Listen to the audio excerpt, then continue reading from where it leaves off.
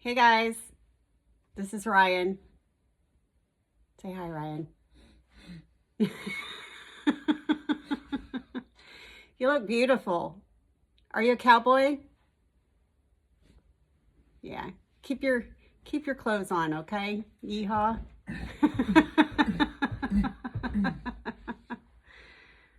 Hey, what's your name? What's your name? I'm Stephanie. What's your name?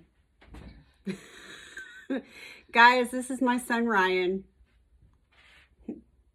Yes. Ryan is 25. Just turned 25 a couple of months ago. Ryan has a twin brother named Sonny. If you're watching my videos and you start hearing a lot of noise in the background, there's a really good chance that that's Ryan. Um, he's a pretty entertaining guy, and he lives at home with Dad and I.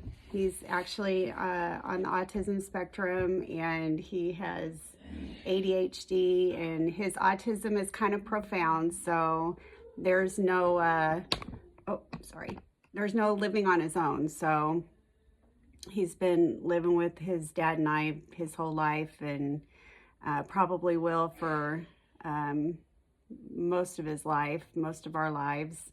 I'm sure when we get a little bit older, my husband and I have talked about trying to find some sort of group home for Ryan, just to make sure that he's got a secure place to stay whenever we're gone.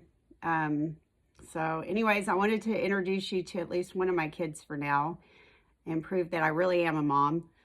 I've got a lot of experience. Yeah, especially with special needs parenting. And, you know, when Ryan was little, it was pretty rough going for a while. He actually he was baby B, which means basically the second baby born in when you have twins.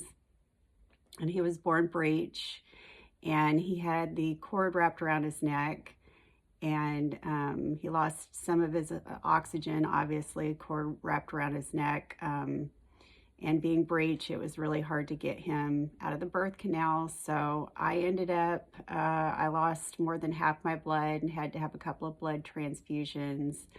I actually went into shock right after having him. And his APGARs were low. He had to be resuscitated. The first couple of years of his life, he was pretty typically developing, but he did have a lot of energy, and he did have a lot of colic, and he had reflux. And so those were like kind of the unusual things that the challenges that we had with him whenever he was little. And then right around the time he was about maybe 18 months, somewhere between 18 months and 2 years, I started to notice that he wouldn't come to us when his name was called, and he didn't really want to make eye contact.